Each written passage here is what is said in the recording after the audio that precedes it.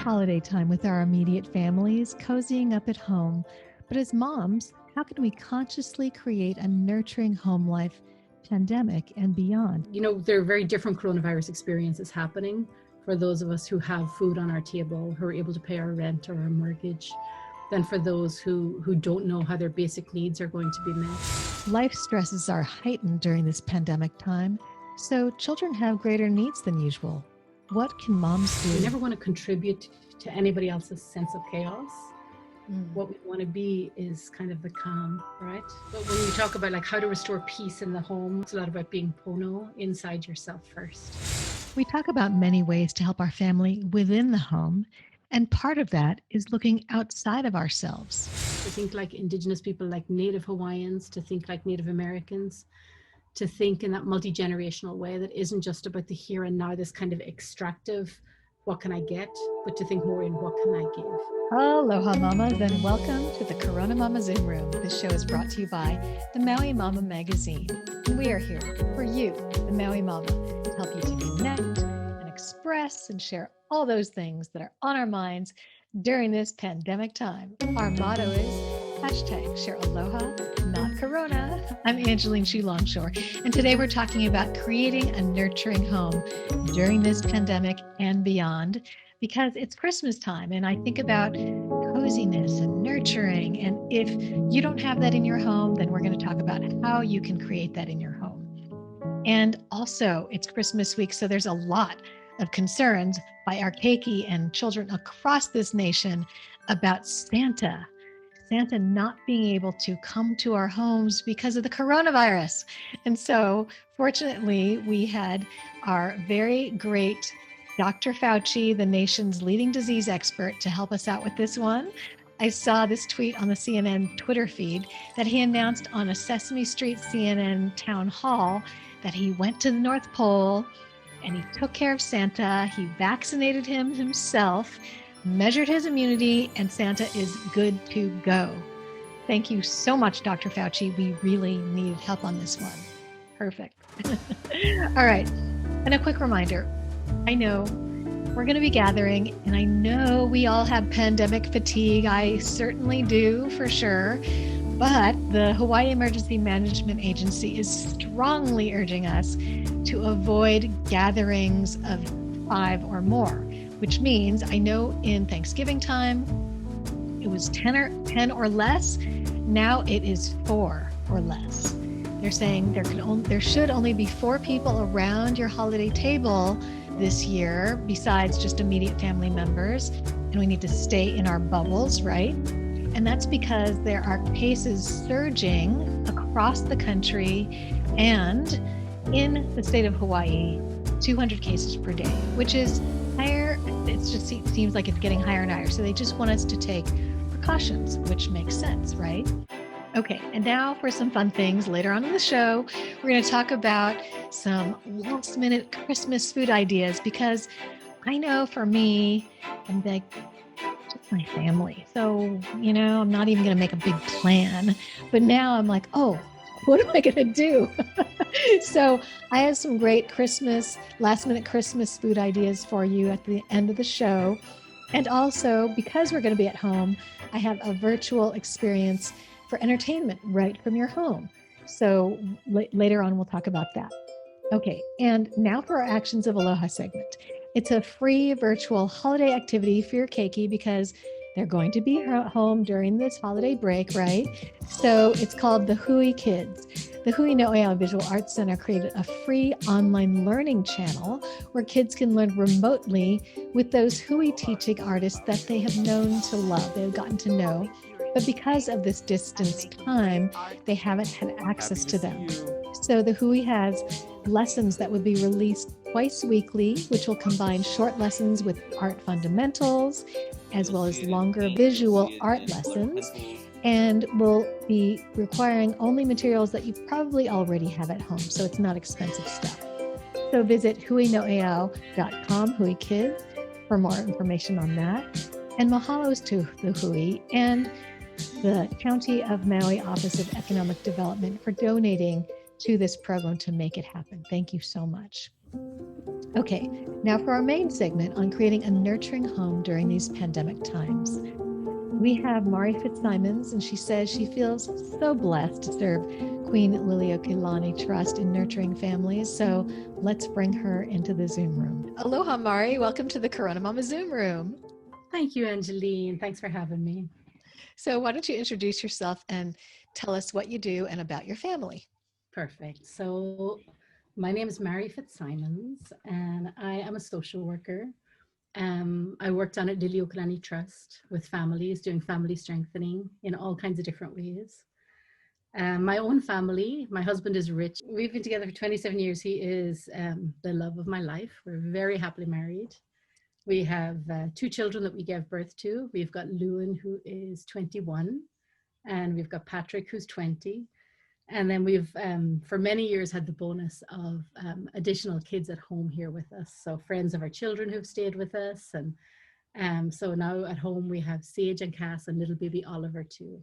Well, that's perfect, because I really wanted to have you on to talk about how to create the vibe in the home, a nurturing, warm, we're in the Christmas week, and normally in this time, there's a little franticness normally, but usually it's just warm and fuzzy.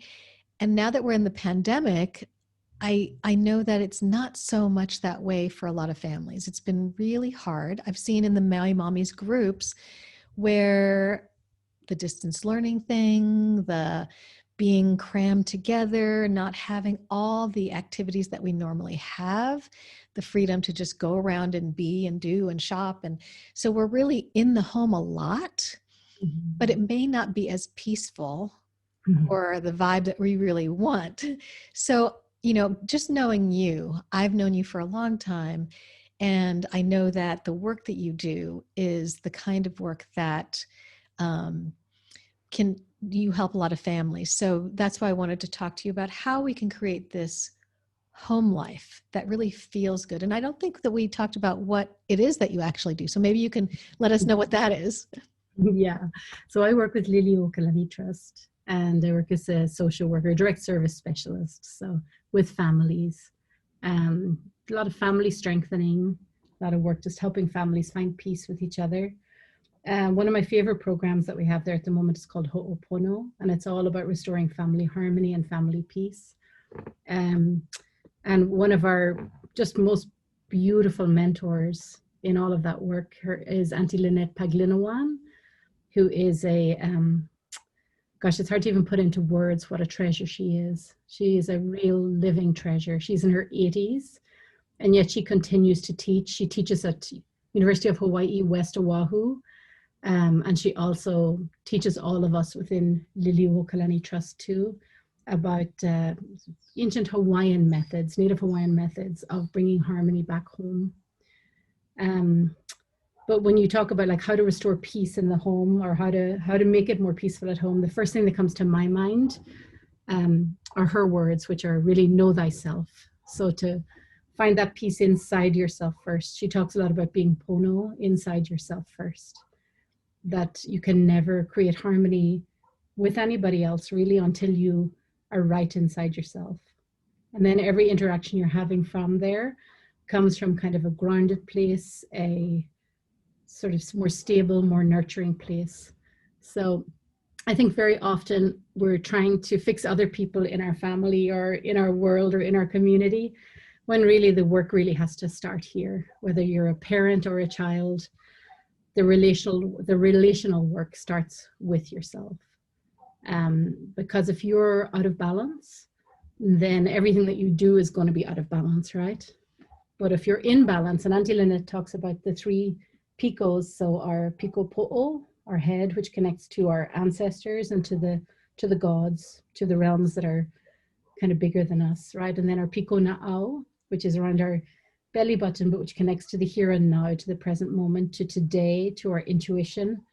And then our piko ma'i, which is our genitals, which connect to the future and all future generations. Aligned in those 3 picos with the ancestors, the gods,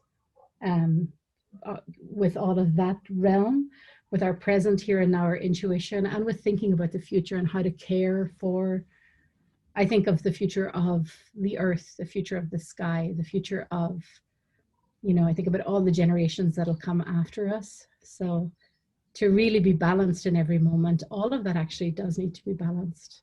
Mm-hmm.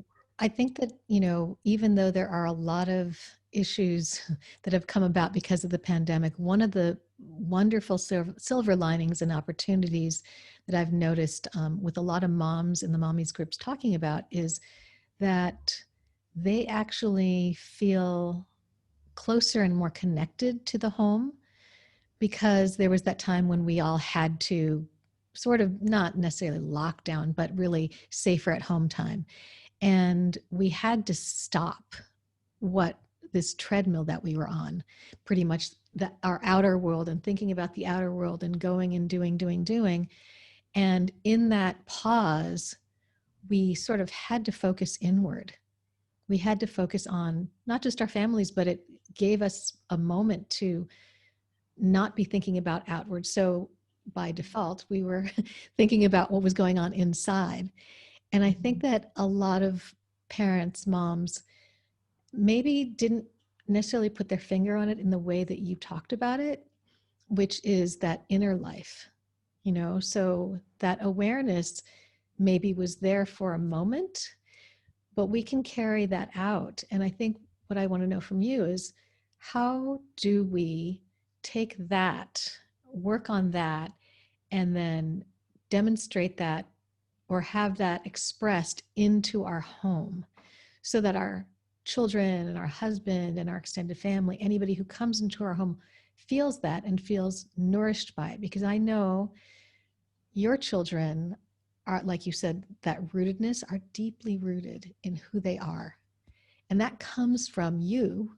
That comes from the way that your home is, the vibe, the rituals, the routines, the things that you put in place from this intention that's in here that you talked about. So can you describe maybe what you do, or what you might have advice about how to do that? Mm-hmm. Well, and again, it comes back to kind of what are the rituals that I do for me so that I can be a good mama to my kids, right? Or be a good mama to myself. Because I think a lot of that, our internal mother is very important. Or we have our mothering that we do for our children, but how do we mother ourselves? How do we nurture our own selves? And I think, staying connected to a spiritual power that's bigger than each one of us is really important. And I don't think that has to be a religion or religious God, but just whatever it is that makes the sun rise and set, whatever it is that gives life and takes life, right? What is it that makes the flowers bloom? What is it that makes the plumeria tree smell so beautiful, right? So I think when we can be filled by that as often as possible, then we're kind of leaning into something bigger than us to mother us, right?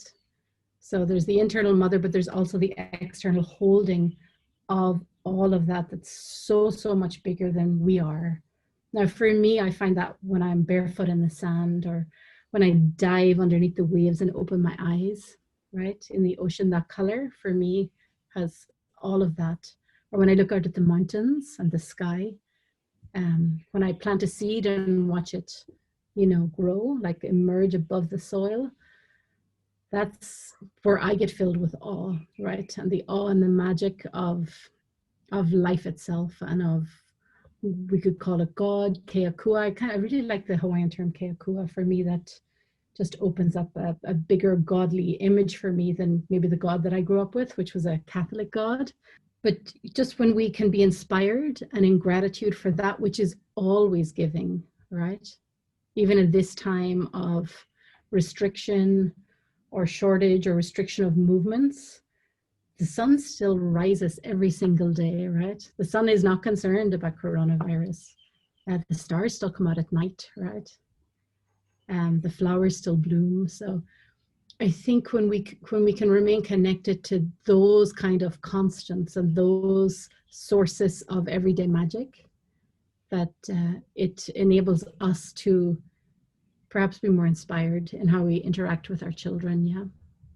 Because when we think it's just us and we have to provide everything for our children, we're never going to be enough, right? Mm. We're just not. We can't. Mm-hmm. We never could. We're very interdependent, yeah. And we're very, like we are filled by something that's bigger than us. So I think when we remember that, then we don't get quite as empty, because we don't think that we have to give all of ourselves over to the nurturing of others. When we actually are sort of filled by that spiritual force, or filled by that light that is always coming through, then that's the greatest source for our children, yeah. So what do we do to stay connected to that light? What do we do to stay connected to that ever-giving force that's there? Because whatever that is for each one of us, that's how our children are going to learn to connect with it too, yeah. Mm. Some people find it in surfing. Some people find it when they work out. Some people find it in prayer. Some people find it in the rain. There's no right or wrong way to find it, but when you allow yourself to be replenished with that, meditation, mindfulness are great ways to be restored too. So, and when we do that, there's more of us there's more to share with our kids and with each other. What I really like about what you're saying is that I think it's addressing this feeling that a lot of moms have of it's all on us. And we are the individual person that is the one who's supposed to make it all happen. And I see it as when I think about the modern mom that's out there today, you know, she's got all these things, all these plates that she's spinning like a circus clown. Mm-hmm. And these are her things, her jobs. And sometimes she'll say, oh, honey, spin this plate for me. I got to go do these things.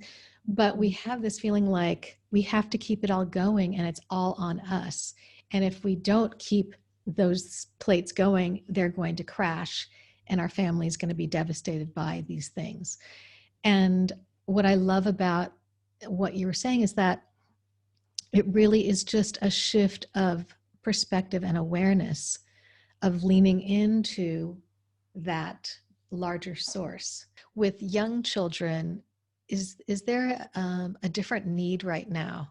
You know, the younger the child, the more, well, they need a lot of touch. Okay, so young children need a lot of holding, a lot of massage, a lot of connection. So I think it's really important for, you know, in this kind of no-touch COVID time, that the parent remember that a lot of their needs are met through that physical contact. I mean, of course, there's the rhythmic meals, like make everything as predictable as you can, you know, have nurturing bedtime routines, especially if you've got smaller children, nurturing mealtime routines, nurturing cleanup routines. Try and embed those into your day. I think it's Kim Jong-un says that like rhythm and routine is like a third parent because it's so helpful. I've experienced that because I set a lot of routines based on Kim Jong-un's book. And I felt like everything became so easy. So moms, if you're wondering what we're talking about, it's when things are predictable, then the child tends to fall in line with that predictability. So you don't have to be yelling out there, do your da-da-da, or, you know, whatever it is at the moment, because they already know, because it's like clockwork that it happens. And I found that to be such a relief where I would sing a song for every transition. I would make up a song and they would wash their hands, scrub them clean. I used to sing that when they were young. And so every time they would come into the house, I would start singing the song and they would just walk right up to the sink, wash their hands. And then there was a bath time song. So they would, as soon as they heard the song, their little feet would start walking toward the bathtub. And at the same time, every day, which makes it less of a stressor for the mom. You know, I think that is a picture that I can see that if I hadn't done those things, life would be so much more complicated and so much more stressful and yelling and convincing and trying to get them to do things. You know, I think it's really nice for, you know, if you're parenting with someone else, to have a date night, if you can, even if that, or a date day, even if that's a little walk in the forest or a jump in the ocean. So. Yeah, connecting with your spouse, I think, is one of those sort of last things that a lot of times we put to the side. You know, it's like all the tasks. Okay, I have these things. But then when you do, I know when I connect with Aaron and we go somewhere without the children, even if it's during the day, like you said, and we end up laughing about things. And I think just that shared time is like a little spring in our step. You know, it's like we just feel more connected, and that helps our entire family to thrive. Like when we come home and we're kind of in the same energy level vibe, and then the kids are like, oh, you know, they see that happiness that we have together between me and Aaron, and they're like, you know, and then they feel more secure. So then that changes the entire vibe of the home, because I think there's just a little spark that is alive between the two, you know, parents, that it's like they're like, oh, there's love. I mean, that is spiritual food for the kids right there, you know, because think about it, right? For you and Aaron, like that's what made your two children. For Rich and I, that's what made our children, right? So when that love and that spark is there, that's the spark that ignited them, right? That's the spark that brought them into being. So it's a very, that is really nourishing for the family. But I do want to say just now, for anybody who's a single parent, it's equally true that your kind of love for yourself and then your love and bond with your children has all of that power and all that vibration too. So I don't want any single parents or divorced parents to feel like they're somehow less than if they don't have that partner bond right now too. And that bond just looks different if it's between you and the children. It's I think of it like triangles or squares or pentagons or hexagons, depending on the size of your family. But just those connections, those bonds with the children are so powerful. And the time spent together with that loving vibration is so powerful. So I think it's really important that the parent remember that a lot of their needs are met through that physical contact, that physical getting down on the floor and playing with them. So just to remember that that's a lot of their love language when they're little children. A lot of connection. And again, the rhythm that we talked about before too. Yeah, and I think about getting on the floor, which I know makes a huge difference. Sitting on the floor, getting into their world, is a demonstrative way for them to feel like you are fully interested and immersed in whatever they're doing.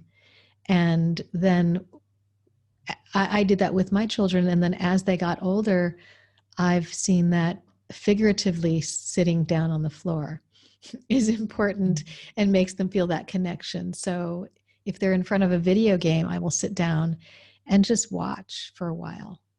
And then they'll start talking to me about what's happening in that world and what they're building and how they've built it and things like that, say with Minecraft, and what it means to them, and that they have a friend who built this whole other world that let me show you where this friend lives and how they built their world, and look how cool that is. And those small things, I think, are the connectors that really carry very far in a child, whatever age, to sit in their world.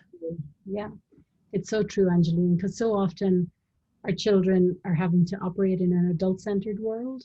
So when we do stop and pause and show up for them in their world, it is such an act of love for them to feel seen and loved and met in their realm. Yeah, and then I'm thinking about if you have a spouse, in the same way, I'm sure you've heard of John Gottman, who talks about the bid. It's like really in the same way, figuratively sitting on the floor with your husband and immersing in his world too, and really paying that, not just a compliment, but noticing what they're doing, and what gives them joy about it. And another thing I found is conspiring with my husband on things where we have been working on remodeling our house, and that is not peaceful for a lot of people, but I think that for us it's just a form of conspiring in some way where we can be on the same side working toward a certain goal. It is that shared journey and that shared excitement and that shared caring about each other's journey. Yeah. And it's another level of mindfulness, right? We talked a little earlier about mindfulness, and it's like mindfulness to yourself, mindfulness to what's going on with your partner, mindfulness to what's going on with your children. So just that level of presence and listening are inherently healing. I just read a study recently, and I mentioned on the last show, where children are, a third of them are more anxious, depressed, even suicidal, and that we can't necessarily always see that, because with the younger ones, maybe it's behavioral and we see some outward behavior we think is just something that needs to be disciplined. And then with the older ones, it could be outward behavior, or it could be inward, where they just sort of hide what they're feeling. And so you're saying that if we have this way of plugging into our source and being available, then there's maybe another step that we need to do to really be aware. Yeah, very definitely, and try to keep the communication with them as open as possible, so that our kids know they can come to us with anything, no matter what's going on with them, that we want to hear about it, that we care about them, and that we won't judge them. That's super important, that they know that we want to hear what's going on for them. Just look out for maybe really changed behavior in your child. And I would say, friendships are incredibly important. Like, do what you can to facilitate their continued ability to connect with their friends, even if it's happening in non-traditional ways. Friends are very, very important to children, especially like our teenagers. So really help them to maintain those friendships. Really have family discussions about feelings. I think emotional literacy is really, really important for kids to know that it's okay to talk about feeling sad or angry or scared or happy, and really help educate them that feelings will come and go when we allow them to run their course. I think as parents, it's a really great time to take something like a parenting class. There are lots of great parenting classes available online. There's a wonderful mindful forgiveness program available right now for Hawaii residents for free. So if you look up mindful forgiveness, it's funded, I think, by state of Hawaii at the moment. What's your child interested in? What fills them up? What makes them feel most like themselves? How can you support those things that make them feel vibrant and alive?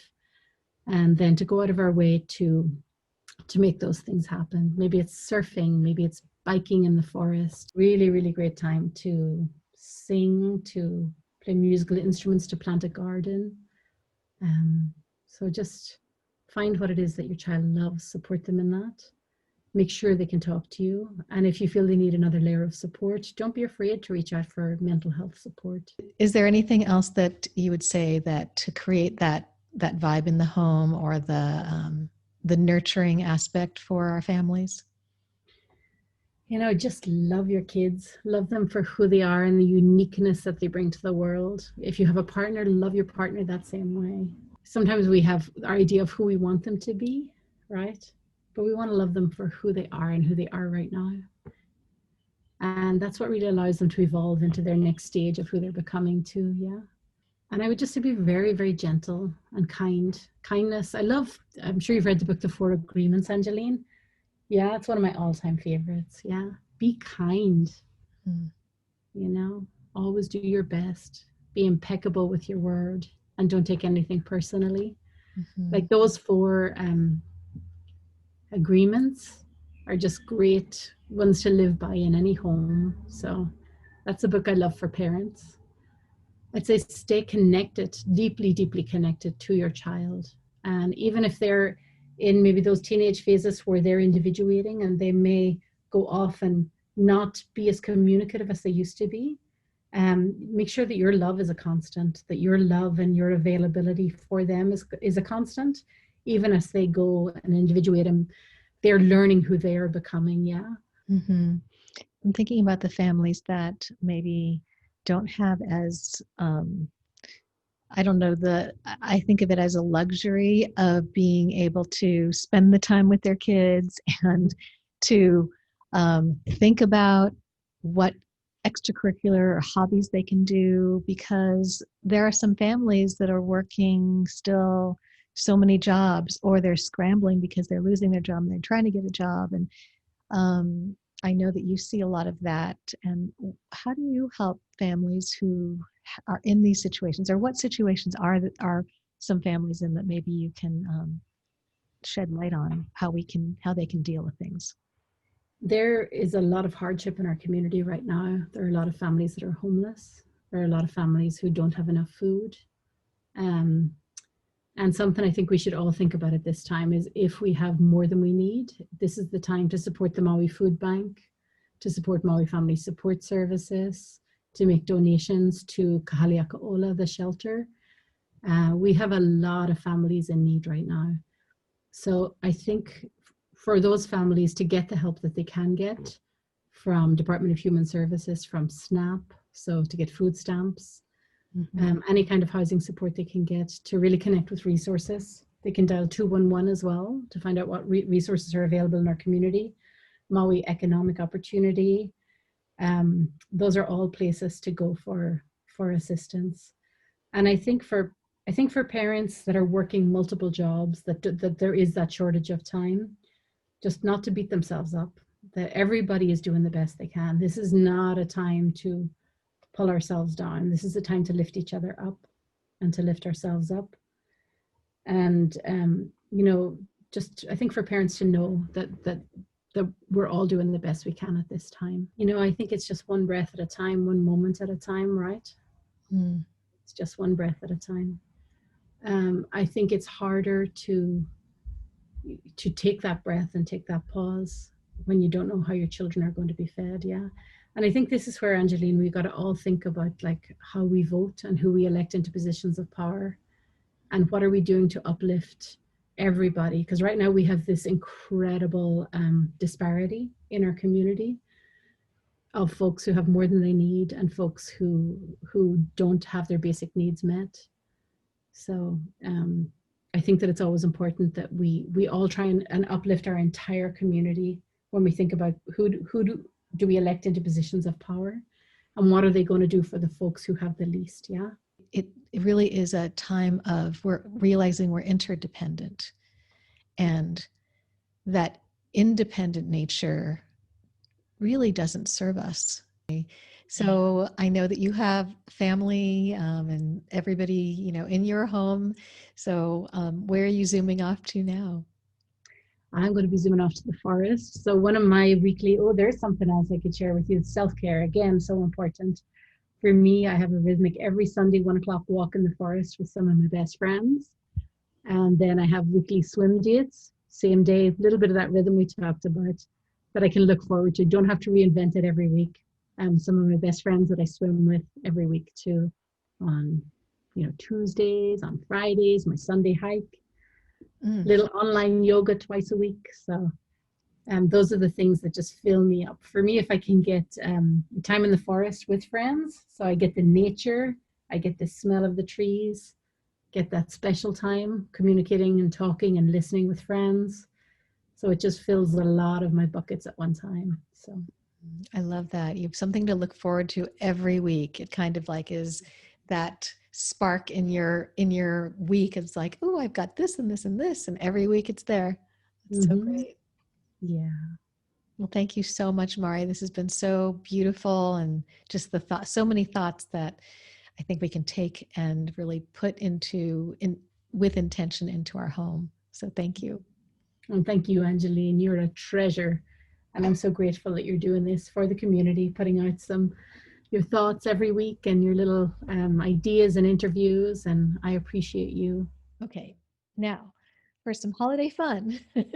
Okay, so this is really cool because I know a lot of you will be home. And so this is something that you can do from the comfort of your own home. Pro Arts is offering a very virtual holiday special featuring performances by local entertainers. They're making it a pay what you can kind of show, so it can be affordable to anyone who wants to watch. The production is made possible through the generosity of Ceramic Tile Plus and one of the CoronaMama sponsors, Akaku Community Media. And now for those last minute food ideas, Christmas food ideas, holiday food ideas. And from my family to yours, have a very Merry Christmas.